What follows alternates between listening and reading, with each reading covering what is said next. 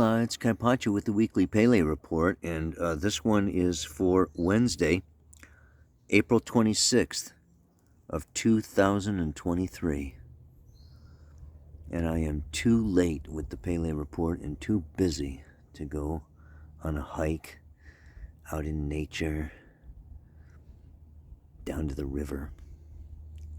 So I'm just going to be here in the front yard. That's a long story, but nature is all around us, and that's what our mantra is about today. So let's look at the big picture of nature. Yeah? Zoom out a little bit. That has to do with then what? The moon is in the sign of Cancer, baby. Passed up Mars, coming into, it's going to oppose Pluto, go into Leo on Thursday. That's tomorrow. And it's going to go through Leo, squaring the sun. And I'm going to read you the description of the Sabian symbol for the moon squaring the sun. That is happening exactly at 7 degrees, 21 minutes of Leo. The sun is at 7 degrees, 21 minutes of Taurus. Yeah. And, of course, conjunct the north node of the moon, which is at 4 degrees of Taurus. And I'm going to be talking about this Taurus nodes, Taurus square Aquarius, because Pluto is up there in Aquarius. Pluto is stationing to go retrograde on Monday. Yeah, and he's going to stay retrograde all the way until October 10th. So I want to be talking about Pluto retrograding back out of Aquarius, back into Capricorn, squaring the moon's nodes. This is going to be what's going on. This is going to be what we're dealing with here for a little while. That's what I'm going to be talking about. Besides that, Mars is moving along through Cancer, right? Coming into a square with Chiron tomorrow. Okay, Mars square Chiron. I'm going to go back and just, briefly discuss a little bit about that. Mars was conjunct Chiron, okay, back in, when was that? June 14th of 2022, almost a year ago. Okay, Mars was conjunct Chiron, and that was at the 16th degree of Aries. If you will recall, that is about the nature spirits. I might refer to that Sabian symbol too. So there's a little something here coming on, okay, a little more with this Mars-Chiron connection that we need to discuss a little further. Besides that, of course, the sun is traveling right along with Mercury this whole time, and they are exactly conjunct on Monday. Sun conjunct Mercury. Combust. Cassimi. Yeah. Look at those guys. So beautiful. Yeah, it's all in the details. All right. Let me look at the camera, talk to you a little bit about trying to make sense out of all the things that are going on at the same time here. The sun is moving through Taurus with Mercury, with the north node of the moon, and we want to think about Taurus. We want to feel into Taurus, ruled by Aphrodite, the goddess of love and beauty. Earth, fixed earth, the bull, symbol of fertility for thousands of years. We want to feel into fertility. We want to feel into the sensuous, earthly beauty and wonders. I mean, I got the bumblebees behind me, and I'm smelling the lavender as I'm, giving this report, and it's just I'm sitting on the ground, and it's good to go barefoot on Gaia. And feel into what I really want to say is a living being. And I want to discuss this, very, very much so today, and try to get this across to you. What is life? What is living? I just read this article by Charles Eisenstein. I got to give him a shout out here. The sun is alive was the title of the article, right? And I'm reading his book on the climate and the whole climate change thing that's going on now. I'm going to get to that a little later, but I just want to get into this definition of what is life. Because when we look at anthroposophy and we look at spiritual science, we have many aspects of life. We have angels and archangels. We have, that Jupiter is alive and the sun is alive and Gaia is a spiritual being, that we have spiritual beings. And these spiritual beings are alive and they're speaking with us and working with us, and they connect with us on the astral and the etheric planes. And so, the definition of what is alive and what life is much grander than what our materialistic science is telling us life is about or consists of, or is defined by. What this is going on, what's happening now. And I think this is very, very important, because I'm going to be now talking about Pluto in Aquarius for the next 20 years until 2044. Pluto is moving through Aquarius. Pluto is the symbol of evolution, right? The force of evolution. So we've been evolving through Capricorn since 2008. And usually when Pluto enters into a new sign, there's a crisis. He brings with it an evolutionary impulse. Something must die. Something needs to be dyed, alchemically transformed and resurrected. Well, over since 2008, it's been the government's external authority. What we look to for physical and financial security has had to evolve. So it started out with a financial crisis, and now we have a global government and the World Health Organization trying to take over sovereign governments and nations, and so we're moving from nations into global situation, conditions of government, and then now it's going into Aquarius, and we have artificial intelligence. Joe Biden just announced the U.S. is going to introduce a digital currency. Okay, so we've got digital currency, we've got the whole change in global consciousness, and of course Aquarius rules the climate. So we're going to have, over the next 20 years, this whole climate change thing is going to be coming up more and more and more and more. And artificial intelligence, more and more and more, and science and technology and implants and, it's just, it's happening. It's not going to be stopped. It's not going back. We have to go forward. And it's very interesting now that, Pluto is stationing to go retrograde. What is that? Retrograde has to do with, the Earth is coming around closer to the planet. It's passing the planet by, so it appears to be going backwards. It's an optical illusion, But that optical illusion is saying, guess what? That planet is closer to Earth. We are approaching that planet. Pluto is retrograde almost half of the year, almost half the time. Half of us were born with a Pluto retrograde. What is retrograde? Rebel, reorient, rethink, revolt. It is a time of individualizing, of personalizing, of bringing this, so here we have the Pluto, the force of evolution.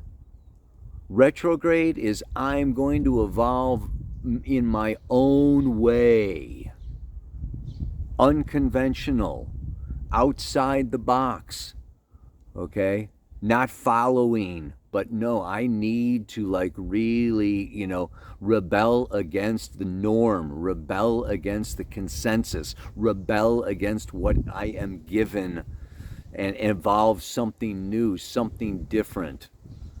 So here we are, it's going retrograde, like I said, from now till October 10th. So collectively, there is going to be this kind of backlash. Like, hey, wait a minute. Okay, it's been direct for the last 6 months. It's been more conventional. Now there's going to be, no. This is not okay. Okay, this new mandate or this new decree or this new law or this new, structure, or in your personal life, this new job, this new boss, this new relationship needs to, redefine itself, needs to evolve, needs to step out of, okay, the old way that it was, like the sheaf of corn, okay, kind of, and you have to peel it back to get to the corn.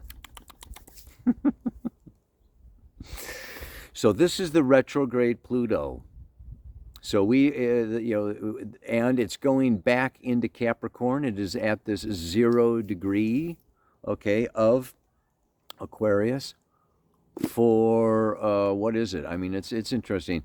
Pluto is going to be going back and forth and back and forth, okay, through this degree, many times from March 30, from the 24th to June 12th.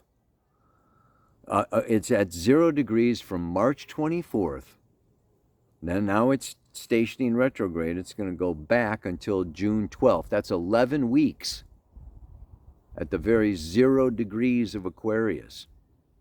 Goes back into Capricorn, comes back forward, okay, and goes in through that 0 degree from January 22nd to February 22nd of 2024.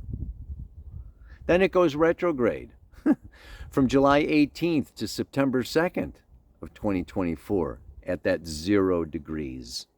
Then in November 20th to December 30th, it goes direct finally through that 0 degrees again the last time for 5 more weeks. So we have the cusp of Capricorn Aquarius getting bam, bam, bam, bam, bam. I know because I got the sun opposite at 0 Leo. I'm getting bam, bam, bam, bam. Anybody with anything at 0 fixed, 0 Scorpio, 0 Taurus, you're getting a Pluto bam, bam, bam, bam. For what? A total of 24 weeks at exactly 0 degrees. Ow! It's going back to 27. Okay, and then it's going up to 3, and then it's coming back, to 0, and then it's going, so, it's doing this whole dance. But right now, it is square the moon's nodes, and that is getting tighter and tighter and tighter. And it's going to go retrograde back into Capricorn, just as those moon's nodes goes retrograde into Aries. And we are going to have an exact Pluto square the moon's nodes at 29 degrees, 4 minutes of Aries Capricorn. Obviously, Libra also involved with the south node of the moon. But that is going to be on July 24th. So from now until July 24th, and then even into, August and September, Pluto is square the moon's nodes almost this whole year. And that is intense pressure to evolve, change, transform, let go of the old and in with the new. Simultaneously, we can see Pluto and Saturn are ending, Neptune ending their cycles. At the same time, Jupiter and Chiron in Aries are starting a new cycle. So we have kind of a portion of the population, a part of ourselves, breaking out, breaking free, breaking away out of this Pluto, Saturn, Neptune that is still kind of, so it's like the old patriarchy is hanging on while there is a new reality of interbeing, as Charles would say. emerging. And what is this about? This is what I really want to talk about. This, not only this definition of life, but this whole new paradigm astrology. What is this new paradigm about? It is about interbeing, and that is about overthrowing this idea of separation and returning to this law of one, returning to this aspect that we are all spiritual beings and we are connected in this web of life that is completely interdependent and interwoven and so and this gives us a sense of support, this gives us a sense of nurturing, this gives us a sense of belonging, this gives us a sense of connection. And this is going to heal not only the environment and not only our sense of loneliness and isolation, okay, but it's also going to heal the environment, and it's going to heal the economies, and it's going to heal our cultures and our societies, and it's going to heal science, and it's going to heal our medical establishments. It's going to heal everything.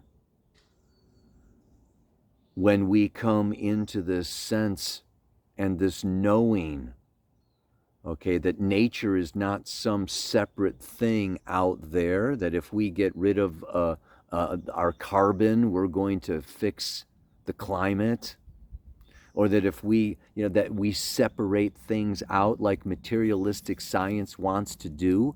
This is Pluto moving into Aquarius, revolutionizing science. The way that we come to our conclusions about what to do and what choices and decisions to make needs to be based on an enlightened Aquarius, Uranus, an enlightened perspective of the greater whole. This is Aquarius, and it's going to be revolutionary. And that revolutionary, has to do with the ending of this materialistic perspective and viewpoint, and coming into this sense of love and union and connection. So that when I talk about nature, okay, I'm not talking about rocks and stones and foxes and bears and birds and carbon and da-da-da-da. I'm talking about the spiritual beings, the group souls, okay, the interweaving of how my body is and my astral body and etheric body are nourished and fed by the astral body and the etheric bodies of Gaia, of planet Earth. And there's this interweaving and interpenetration of soul spirit forces. And then what does this do? This sense of connection. Back to Charles Eisenstein, he's great, man. I'm going to put the link to his website and his Substack below. And his book on climate is where I'm also drawing, okay, this whole thing of addiction.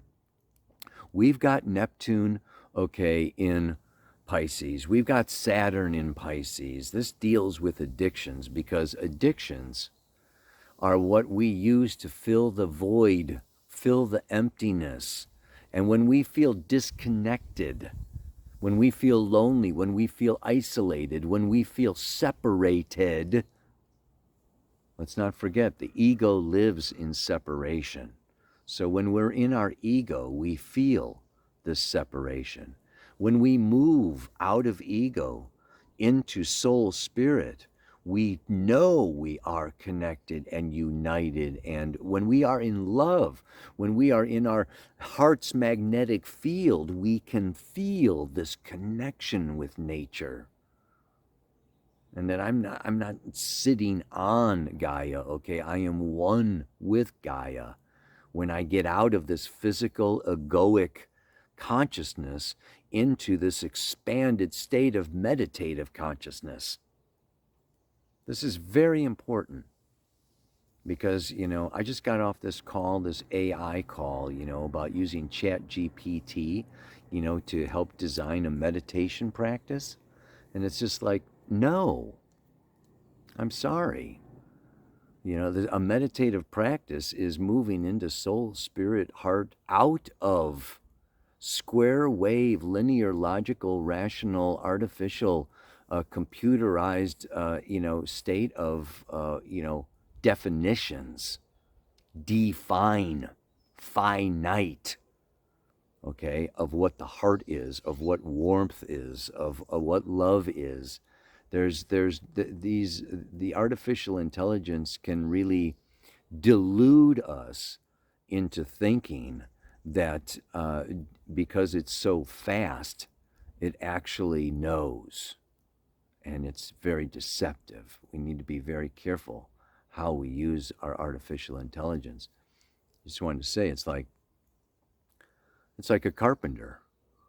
A contractor knows everything about how to build a house, okay, how to do roofing and plumbing and electrical and siding and how to use a hammer and a saw and and that's great. So artificial intelligence is great when it comes to, like building a house or something that is material and physical and defined in this world.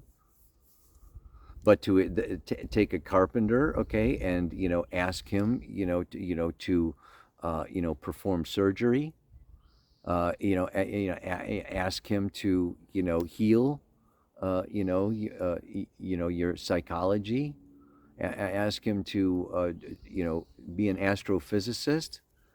We don't want to like be taking AI, okay, and thinking that it has some kind of philosophical wisdom or some kind of understanding or some kind of no.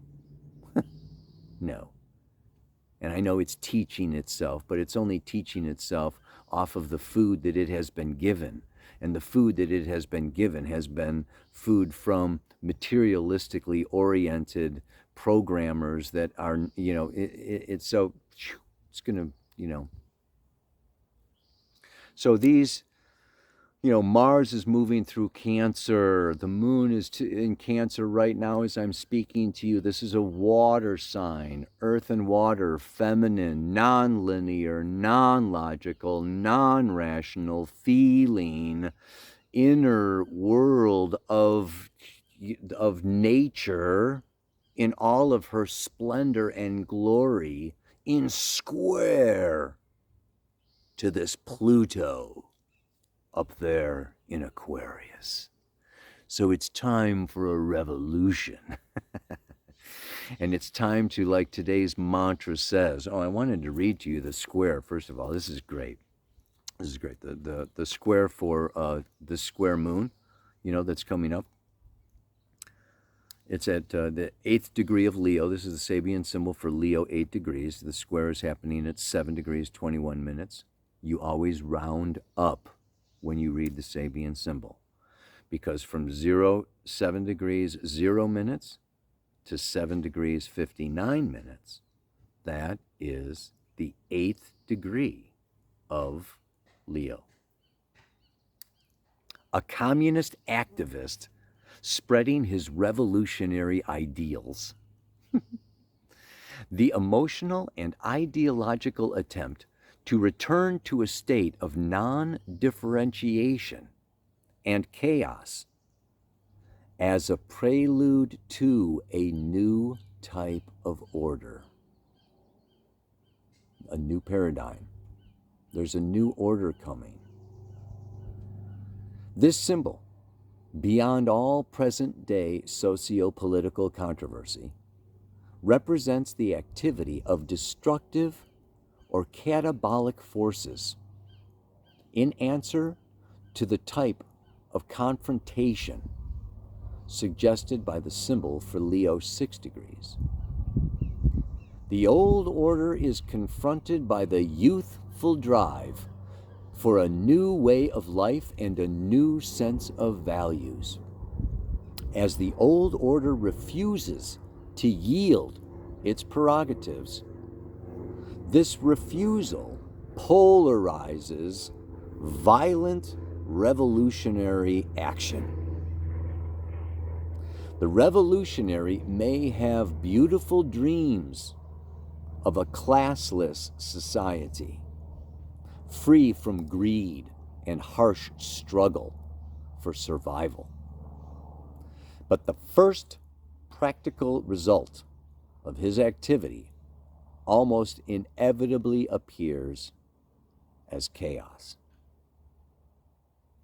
Yet chaos is a state of being that calls for a new descent of the power to reorganize and differentiate.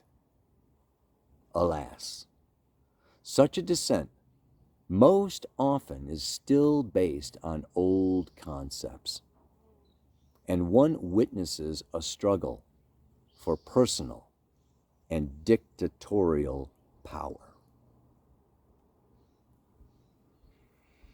I want to return to this idea of this, of this ending of separation. It's an old paradigm based in ego, differentiation, and separation.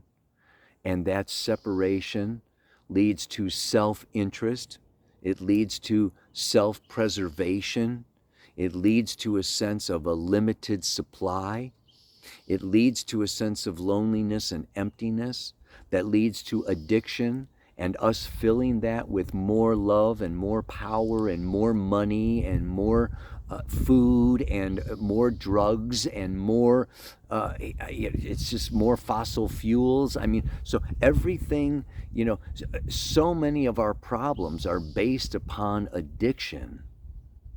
And the basis of addiction is a sense of emptiness and isolation, which is based upon a fundamental conception of separation. So if we want to get to the root of all of our issues and problems that we will be facing from now until 2068, when Pluto starts a new cycle in Aries, we want to come down to the kernel, to the seed, to the root source of the problem. And that is living in an old egoic paradigm of separation. And when we shift out of that paradigm in a revolutionary way into a new paradigm of connection, of unity, that is first felt in the very Neptunian, Piscean, subtle realms, before it comes out of that psychic, subtle realm into, the mental and the emotional and finally the physical. So this is a process. And we can aid in that process by loving. We can aid in that process by overcoming feelings of separation, of judgment against other human beings, and fighting for our position, our point of view, our solutions, I, me, my self-interest in being right, and just come into states of compassion. This is really going to make the big shift. This is Pluto on the verge, on the edge of Aquarius. Let us be these revolutionaries with our new pamphlets of love and unity consciousness that is going to really be the source. And so it's not about fighting. It's not about us and them. It's not about separation. Being that light and listening and learning from the spiritual world of nature is really going to be the foundation piece, the foundation stone that we can really build upon for a new reality and a new paradigm. You know what I'm talking about? So, I am not here to master nature, but quite the opposite indeed. For the more I live and grow and learn, the more I see nature teaching me. When we come at the world, when we come at nature, when we come at planet Earth, when we come to the environment, when we come to our bodies, and we think that our technology is, going to make us smarter or make us live longer or improve our, state of divinity, and, it's like, no, I'm sorry. We are natural beings. We are natural spirit soul beings, and we are to learn from our bodies, and we are to learn from the limitations that nature puts upon us. There's only so much fossil fuel, there's only so much oil, there's only so much blah blah, this, that, and the other thing. There's only so many hours in a day. These are our teachers. It's not about mastering and conquering and dominating and something outside of ourselves. No, no, no, no, no, no, no. It's like taking a fish out of water, wanting the fish to control the ocean. Get out of town, man. We have to humble ourselves. We have to take our place. And our place is not as high up there as these egoic gods running these world organizations and these billionaires think it is. So there's going to, well, I'm not going to say what's going to happen. I mean, I feel like I have a sense of what's going to happen, but it's going to be, different for everybody. Let's just close today's report with one more time. I am not here to master nature, but quite the opposite indeed. For the more I live and grow and learn, the more I see nature teaching me. May we learn with our eyes and ears and nose and heart wide open. Namaste. Aloha. So much love.